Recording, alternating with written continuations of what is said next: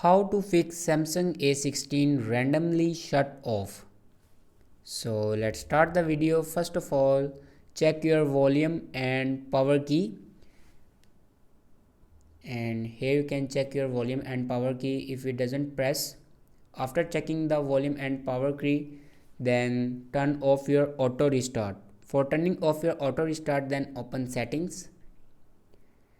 In settings, scroll down and open device care, and then scroll down, and here you can see the option auto optimization. Now click on auto optimization, and here you can see the option auto restart. Now click on it, and if you turn on auto restart, then turn it off.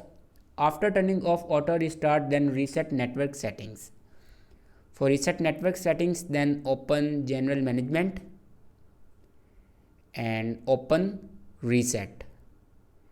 Then scroll down and click on reset mobile network settings. Now click on it, and then click on reset settings.